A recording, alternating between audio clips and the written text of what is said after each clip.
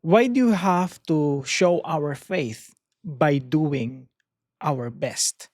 Pag-usapan po natin yan sa devotion natin na ito.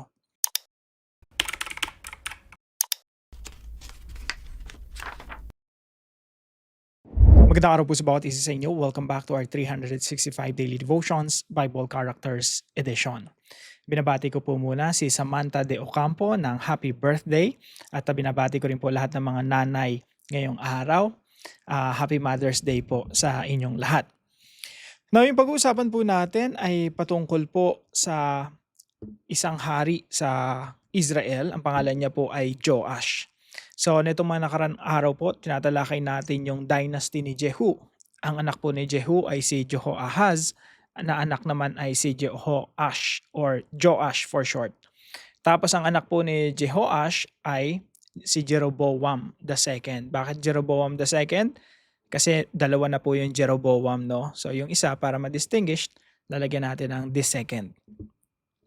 Now, sabi po dito sa 2 Kings chapter 13, dito po sa verse 10. In the 37th year of Joash, king of Judah, Jehoash, the son of Jehoaz, began to reign over Israel and Samaria, and he reigned 16 years. Tapos meron pong episode na kinausap niya si Elisha, no, bago mamatay si Elisha. So yung sitwasyon po nito during that time, yung Northern Kingdom, yung Israel po ay kumbaga inaapi ng lubusan nila Hazael and Ben-Hadad, nung mga leaders ng Syria or mga Syrian army. Now, dumalo po ito si Jehoash or Joash for short kay Elisha. So sabi po rito, now when Elisha had fallen sick with the illness of which he was to die, Joash king of Israel went down to him and wept before him, crying, my father, the chariots of Israel and its horsemen. Interestingly, during this time, naubos na yung kasundaluhan nila. At yung mga chariots nila, mabibilang mo na lang sa daliri, pati yung mga horsemen nila. Pero dito lumapit siya kay Elisha, at sinasabi niya na my father, the chariots of Israel and its horsemen.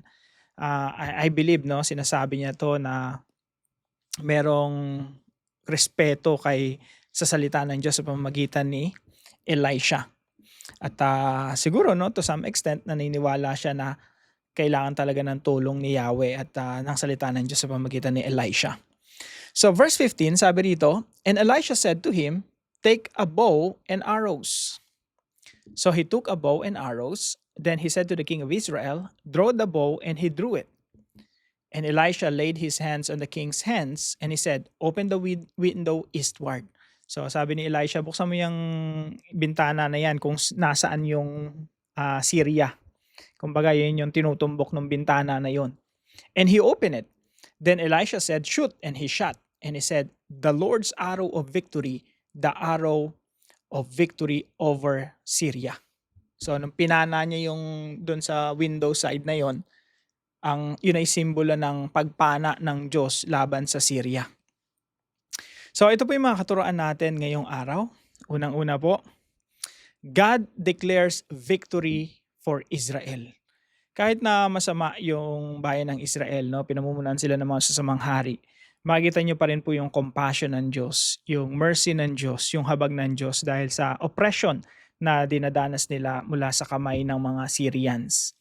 Kaya po dito sabi ni Elisha, sige, panain mo yan. Yan ay simbolo ng katagumpayan ng Diyos laban sa iyong mga kaaway, laban sa mga Syrians. So God declares victory for Israel. Now, pansinin niyo po yung kasunod na verse. Basahin ko po muna ng buo. The Lord's arrow of victory, the arrow of victory over Syria.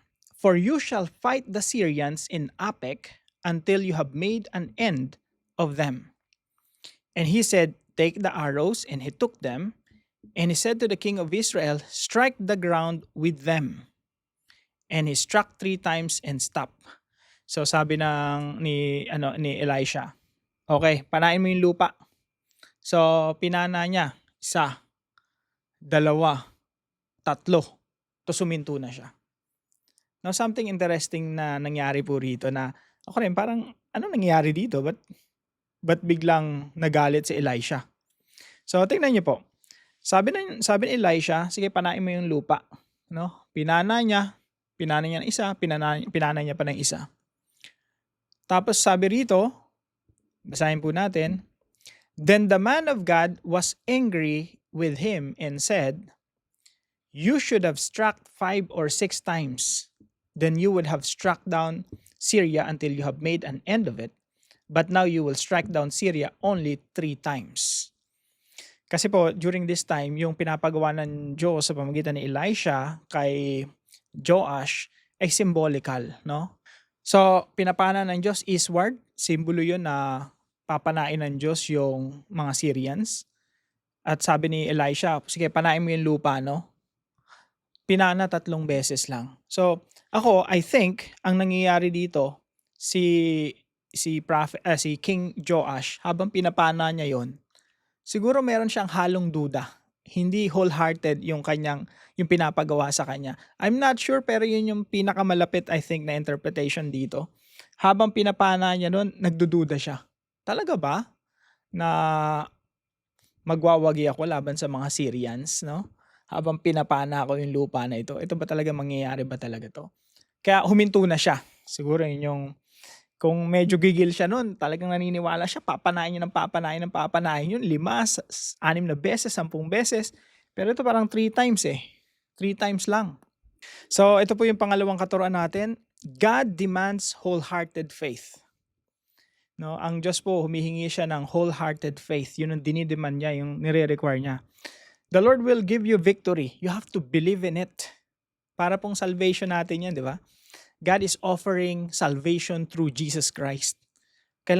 Gusto mo bang makamtan yan? Kailangan mong panampalatayahan yung ginawa ng Panginoong Jesucristo doon sa krus, na yun ay mabisa na magbibigay sa atin ng kaligtasan. Ganun kahalaga yung faith para sa Panginoon. So during this time, when God was offering a victory to Joash, you have to believe in it. Kailangan mo talagang panampalatayahan na bibigyan ka ng katagumpayan ng Diyos. Because if you don't believe in it, half-hearted ka, kung ano yung pananampalataya mo, ano yung measurement ng pananampalataya mo, yun din ang ibibigay sa iyo ng Diyos. Kaya nga po yung point number 3 natin dito, God blesses according to the measure of one's faith. Ang Diyos, pinagpapala niya yung isang tao according to the measure of one's faith. According sa pananampalataya ng isang tao. Basahin po natin yung sinabi po ni Propeta Elisha. Nagalit siya, then the man of God was angry with him and said, "You should have struck 5 or 6 times. Kung totoong nananampalataya ka talaga, dapat tinuloy-tuloy mo. Then you would have struck down Syria until you have made an end of it. But now, you will strike down Syria only 3 times. 3 times mo lang pinana, yan lang yung pananampalataya mo. 3 times ka lang magwawagi laban sa Syria. Imbis na sana matatapos mo yung gera, mauubos mo silang lahat, hanggang 3 panalo ka lang. So God blesses according to the measure of one's faith. Now tingnan po natin sa ilang mga verses sa Bible, sa Matthew chapter 9 verse 29. Then he touched their eyes saying, "According to your faith, let it be done to you." Sino po nagsasalita? Ang ating Panginoong Jesucristo. According to your faith, let it be done to you. Matthew chapter 8 verse 13, sabi po ng centurion kay Jesus, hindi nyo na kailangang pumunta sa akin para just say the word and my servant will be healed. Lubos-lubos talaga yung pananampalataya ng centurion kay Jesus. And then sabi ni Jesus, "Go, let it be done for you as you have believed." Kung ano yung pananampalataya mo sa akin, naniniwala ka talaga sa akin na kaya kong gawin yan, sige, yan ay mangyayari according to your faith. And Jesus said to him, "If you can, all things are possible for one who believes." And then James chapter 1 verse 6 hanggang 7, "But let him ask in faith with no doubting, for the one who doubts is like a wave of the sea that is driven and tossed by the wind. For that person must not suppose that he will receive anything from the Lord." So, biblical pala, na pinagpapala tayo ng Diyos, sinasagot ng Diyos yung ating panalangin according to the measure of our faith. At least, dito sa mga verses na binasa natin. Now, paano po natin to isa sa buhay? Number 1 po, seek God's help through prayer. Hindi ko alam yung mga sitwasyon natin ngayon, no? Pero wag po tayong mag-atubili na humingi ng tulong sa Panginoon. Seek God's help through prayer.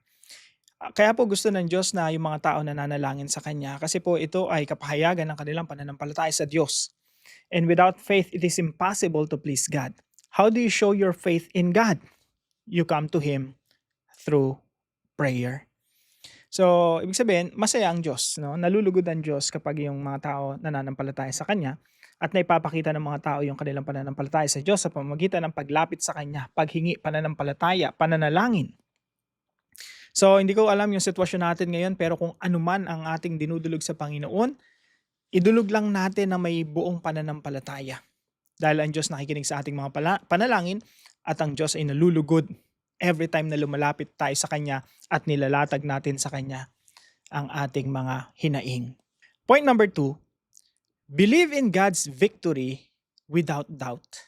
Panampalatayahan natin yung tagumpay ng Diyos nang hindi nagdududa. Kaya po magandang reminder po sa atin itong mga verses na to, no? According to your faith, let it be done to you. Go, let it be done for you as you have believed. Mark chapter 9 verse 23, if you can, all things are possible for one who believes. And James chapter 1 verse 6 and 7, ask in faith with no doubting. Yung mga nagdududa daw, sabi ni James, hindi tumatanggap sa Diyos. Bakit? Lumapit ka sa Diyos, tapos pinagdudahan mo naman siya, nanalangin ka nga, nagduda ka naman, nasasagot siya sa iyong mga panalangin. So sabi ni James, yung mga nagdududa sa Diyos, hindi tatanggap mula sa Diyos. So believe in God's victory without doubt. Pangatlo po, demonstrate your faith by giving your best. Ipakita mo yung pananampalataya mo sa Diyos by doing your best. No, sabi ni Elisha kay Joash, panain mo yung lupa. Pinana niya, 1, 2, 3. Malamang nagduda na siya, huminto na siya. Pinagdududahan niya yung ginagawa niya, no? Most likely. Pero if you really believe, you will do your best. Panahin mo yan, 5, 6 na beses, 10 beses. You exceed. Lampasan mo pa. You have to do your best. Kung talaga nananampalataya ka sa Diyos, you keep doing your best. Ganoon naman po, kahit sa pag-aaral, nananampalataya ka na bibigyan ka ng Diyos ng katagumpayan sa iyong pag-aaral, do your best in your studies. Pero hindi po totoo na ang pananampalataya ay bibigyan ka ng katagumpayan ng Diyos pero you're not doing anything. That's not faith. That's laziness. Yun ay katamaran. Yung pananampalataya po ay ganito. Nagnenegosyo ka, nag-aaral ka, estudyante ka, nagtuturo ka, kung ano man ang ginagawa mo, naniniwala ka na bibigyan ka ng Diyos ng katagumpayan. So you will do your best. Bibigay mo talaga yung lahat ng pinakakaya mo, no? Tapos ino-offer mo sa Panginoon, Lord, I did my best. Please do the rest. Kayo na yung mag-bless, kayo na magpala dito sa ginagawa kong ito. That is faith. Yun ay pananampalataya. So demonstrate your faith by giving your best. Hindi po totoo na dinedemonstrate mo yung pananampalataya mo sa Diyos tapos wala kang gagawin. No? Sa eskwelahan nga namin, merong pinakalaging sinasabi. You pray and you work. Prayer and work. No? Dalawang bagay na laging magkasabay. You pray hard, you work hard. So para po sa ating discussion, why is faith demonstrated by giving our best? Para po sa ating dive deeper, pag-usapan po natin, why did the bones of Elisha raise the dead? Dito po kasi sa devotion natin, pag tinuloy-tuloy niyo yung basa, nung namatay si Elisha, naging buto-buto na lang siya, kalansay na lang siya. Merong isang patay na dumikit sa kanya, sa buto niya. Tapos yung patay na yun biglang nabuhay. So pag-usapan po natin yan sa ating dive deeper. Tayo po yung manalangin. Heavenly Father, we come before you in humility and faith. Teach us to seek your help through prayer in every battle and difficulty we face. Strengthen our hearts to trust in your promises and believe in your victory without fear or doubt. Help us not to serve you half-heartedly, but to demonstrate our faith by giving our very best in obedience, worship, and daily living. Remove complacency and unbelief from our hearts and fill us with courage, zeal, and perseverance. May our lives reflect complete trust in you, knowing that true victory comes from your mighty hand alone. In Jesus' name, Amen and Amen. Maraming salamat po sa bawat isa sa inyo at kung kayo po may natutunan, ipalam niyo lang po sa comment section right below this video. And please don't forget to share this devotion to your family and friends. God bless you po mga kapatid. See you po tomorrow 5 a.m. dito po sa ating daily devotions.